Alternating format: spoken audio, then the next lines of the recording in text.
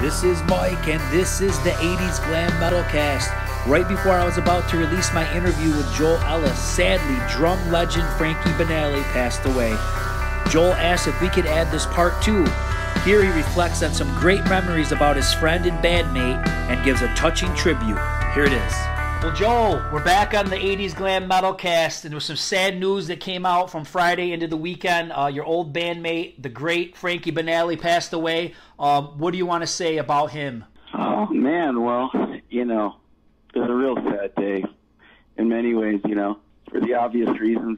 Frankie was, he really raised the bar on being a professional, being just very creative. I don't even have the words for it. To work with Frankie was definitely a privilege. I mean, he's one of the greatest drummers in rock. He has to be. I don't know, for people out there, other drummers. I mean, I think he had the focus of Neil Peart. Mm-hmm. I think that he had the groove and conviction of John Bonham. I think he was a true artist, in every sense of the way that he, not just the way he performed and played his drums, he was a great performer. I remember turning around and just seeing a big mop of sweaty black hair and giant toothy smile and big arms flying. But Frankie was a perfectionist. He collected drums and he cared for his drums, like they were his kids. And as he would say, he played them like he beat them like they owed him money. Yeah. That's awesome. Yeah, Frankie was a dyed-in-the-wool, boy from the Bronx, from New York. I can relate. I came from Cleveland. We both came off the streets of big cities back east. And when I came to L.A., I connected right away with Frankie. He was one of my very first friends. And he didn't have that. He didn't have any kind of a bougie West Coast, California, not that there's anything wrong with that, but I mean, there's a big difference, big cultural gap coming from New York or Cleveland and then coming out to the West Coast. We tend to be a little rougher around the edges. And so I bonded with Frankie right away, and he was just all open arms, open heart, open mind.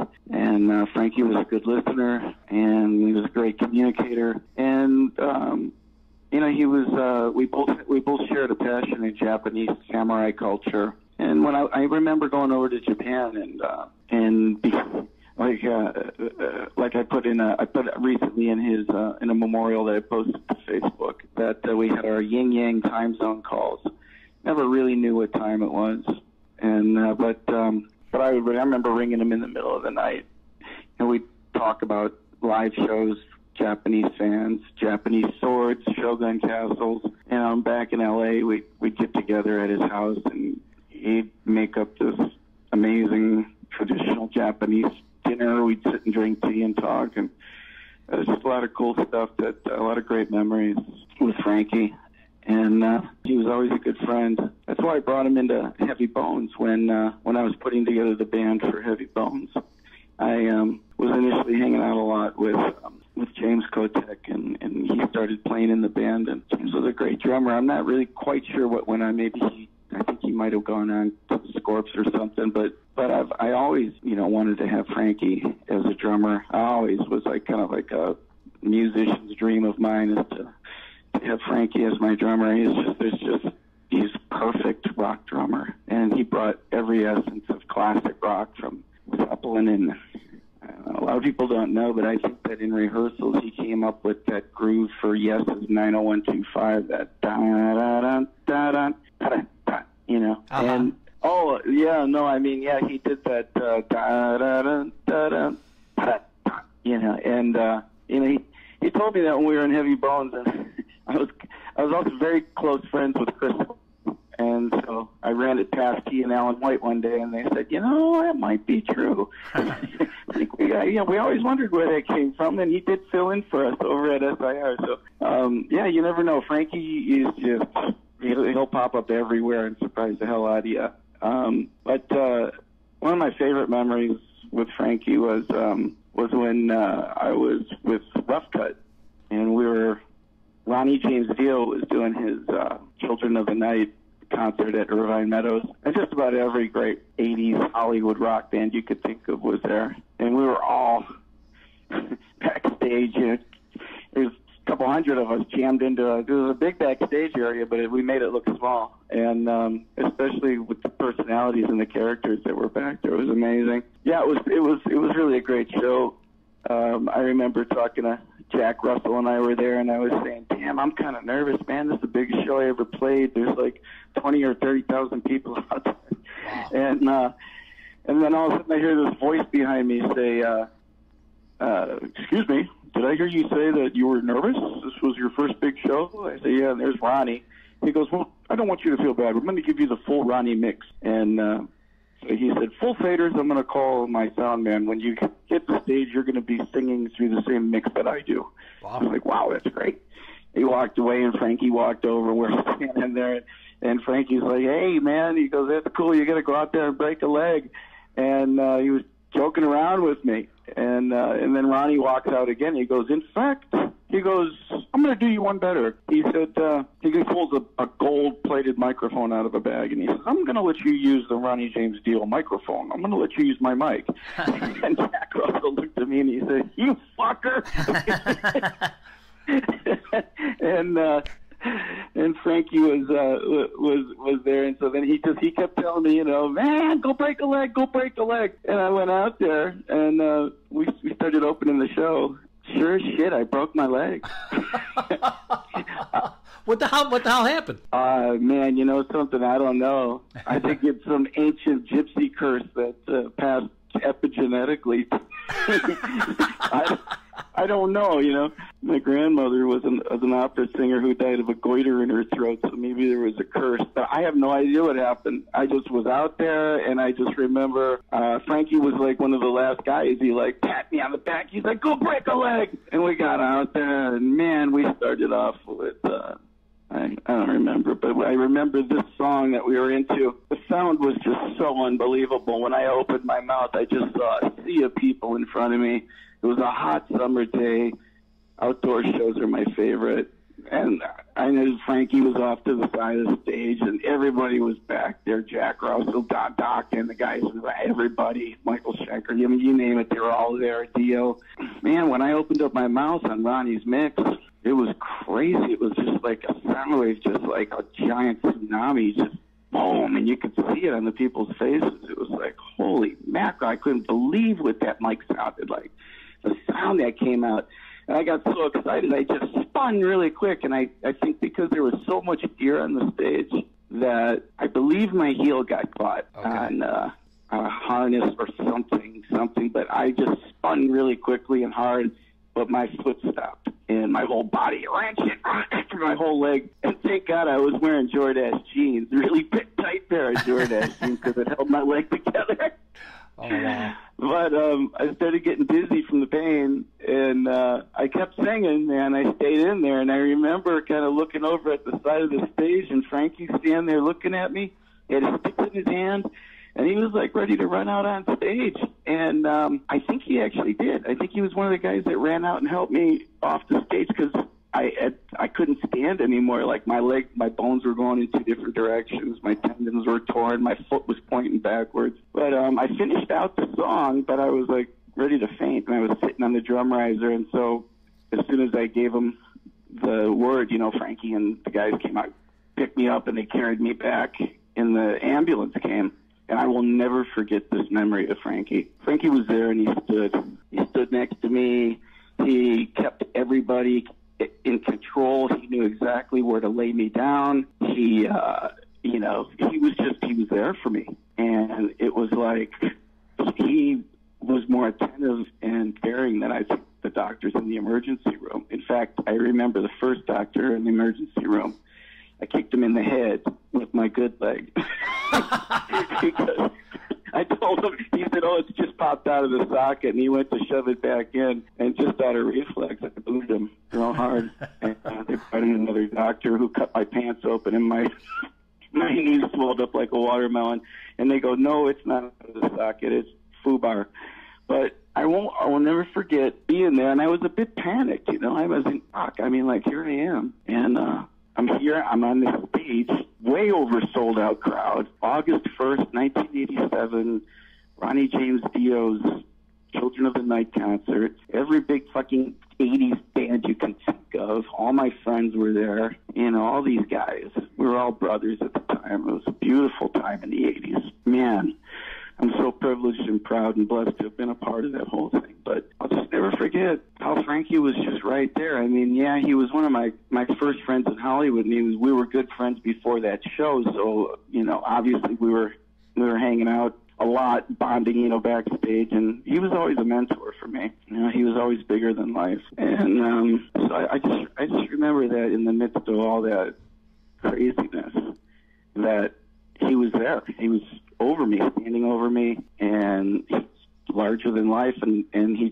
knew, I felt secure. I felt like everything was going to be okay.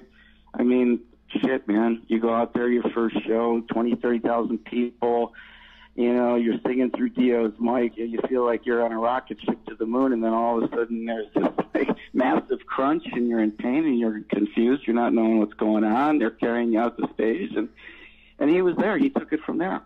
He was strong, and I'm sure if Jack Russell or any of the guys that were there that day, you know, I'm sure they'll remember, but Frankie's first thing he said to me was, man, he goes, yeah, I was just kidding. That's just a figure of speech, break a leg. You know? He was like, you know, because he was like he was like a mentor of mine, you know. And so he's like, man, dude, you know, that's just a figure of speech. And I go, I know. But he's like, I didn't mean to make you break a leg. So from over the years after that, I always told him, I go, it's your fault. I did it, you fucker, you know. And he's like, oh, Hoppy's here. You know?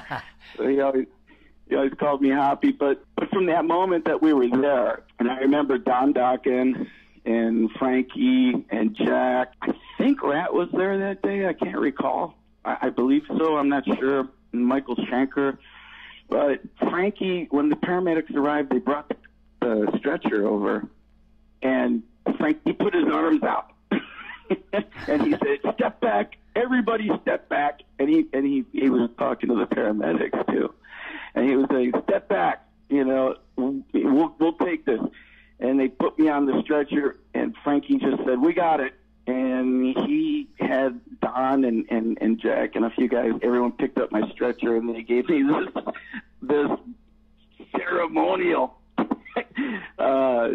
trip, like, you know, unfortunately kind of like a procession. But, yeah, they kind of gave me a broken leg procession. So I broke my cherry on stage breaking a leg that day, but they carried me to the ambulance on the stretcher, and they put me in, and the last thing I remember when they were closing the ambulance doors was Frankie and the guys standing there, and, you know, Frankie was giving me some kind of a, you know, like a fist up, you know, be strong, you rock.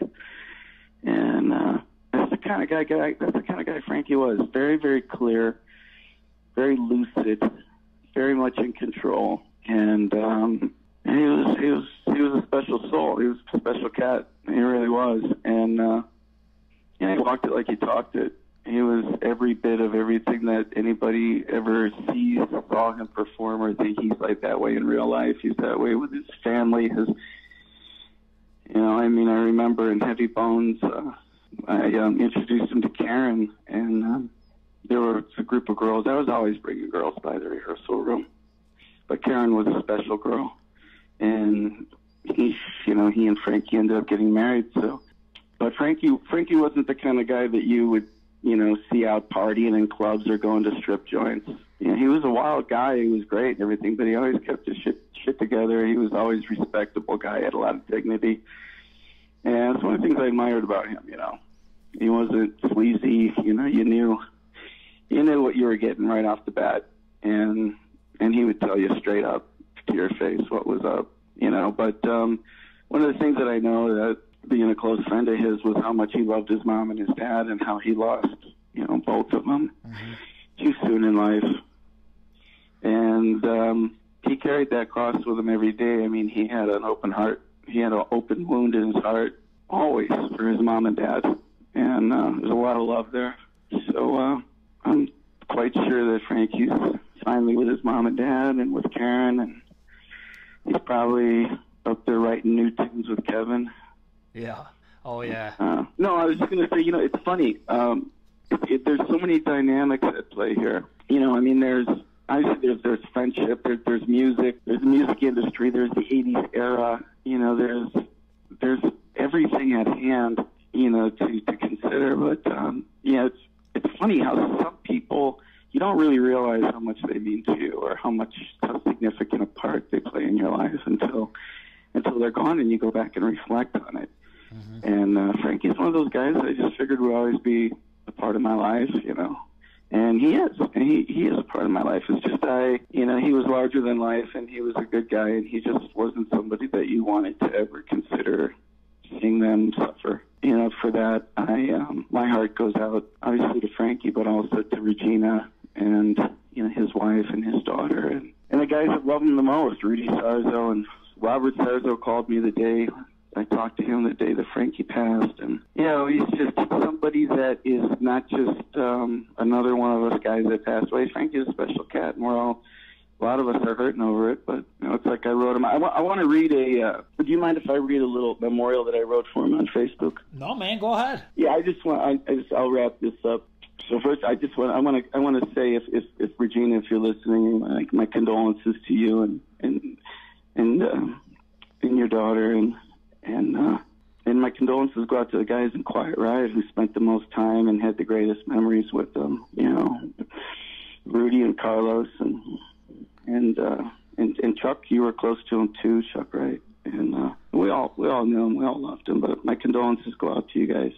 But I wrote this on Facebook for him. It says, Frankie, with a very, very heavy heart, I wish you a peaceful farewell from this earthly world of rock and roll, where you undisputably bore the honor of ambassador of thunder and groove. I know that you will finally be in heaven with your mom and dad and Karen, healing the wounds you carried for them in this world. And your spirit will carry on here as well, my dear brother, because you truly are that large in life. I'm honored to say that we shared timeless studio recordings and many a stage together, as well as a long bond as one of my first lasting friendships upon my arrival to the Hollywood rock scene. I still remember our yin-yang time zone calls between Japan and L.A., talking about Shogun castles and live shows. And I'll always hold dear in my heart the moment that you made the paramedics step away from the stretcher so that you, Jack, and Don, and the other rockers could carry me to the ambulance backstage at Irvine Meadows after I ripped my leg in half while performing on Ronnie Dio's stage. And then you gave me the name Hoppy forevermore.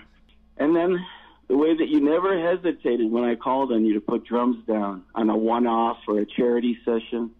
Wow, I could go on, brother. All of those memories are what make up true brotherhood for me amongst 80s rock royalty, for which you, my friend, stood amongst the tallest. It's been an honor being your friend for nearly 40 years. Thank you for the memories. Thank you for the good times. Thank you for the great music we made. Thank you for being you, my friend. Right now, this morning, this is still a very jagged pill and a very surreal moment to comprehend. But I suppose we will all have our day. Well, today is yours, my friend, and you will be greatly missed. Much, much love from my very, very heavy heart. Rest in peace, my brother, and rock the heavens. Now go make the angels' ears ring like you did mine for years. And that was my memorial to him. That's awesome. Those words kind of just came to me. So. Yeah, man, that was awesome. And, I didn't know him, but I can tell by the things that you've said and what all the outpouring that's coming out online that, he was a special guy. And I think people got to remember, too, think back to, just like Mental Health. What a big album, important album. It really opened the floodgates for this scene that we all love. So, and he makes that album, and he makes a lot of albums that he's on. Heavy Bones is important with him on it. Wasp, Headless Children. There, on and on. You could list albums that he's on that are just important because of his presence on there. So, really great words, Joel, and I can tell he's going to be missed big time. Yeah. I think Frankie had a skill. He had a talent. He had another talent of letting of bringing people onto the stage with him. And especially drummers into the songs with him. And when he was off stage, bring you into the life of a rock star. He had that skill, he had that talent, And, I can definitely relate with him on that, because I think that's one thing that he and I shared, is just the fact that we were just really down-to-earth guys, and we love our fans, and it's genuine. It's not like, a lot of, it's genuine. It's genuine. Just as much heart goes into the music, just as much of his heart went into the fans. And it was real. I know that for a fact, because I knew the man very well. And there's a reason why I stayed friends with him for so long. And there's a reason why he's going to be so greatly missed. And again, my heart goes out to you, Regina, and to Frankie's family and friends, man. It's a tough one. Definitely. Well, man, I'm glad that we got to add this to the interview, because we did talk about Frankie when we talked previously, but obviously he hadn't passed away yet. So I think it would be tough to release this without having this on there. It's good to add this to it. So I'm glad we were able to do it. Yeah. Thanks for letting me chime in and tagging this on the end of the interview. We've had quite a good time here, man. Yeah, a great interview. Yeah, I appreciate it. You broke the mold on my interviews, Joel. So a lot of people are got a lot to try to compete with this one. So thanks a lot, brother. Right on, man. Hey, I just want to tell everybody out there too that, man, Mike, you're a good songwriter. He's been sending me some of his songs, man. So you need to be in a band, man. Yeah, who knows? When you get it together, let me know. We'll do some shows together. You're pretty damn good. Well, that means a lot coming from you, brother. Appreciate it. All right, man. All right. Well, take care, everybody. Take care of yourselves, man. Live each day with love, and you can never spend too much time with the ones you love. Give them all a call. Give them a hug. And thanks, Mike. Thanks for this interview. True words. True words. Take care, brother. Take care of yourself.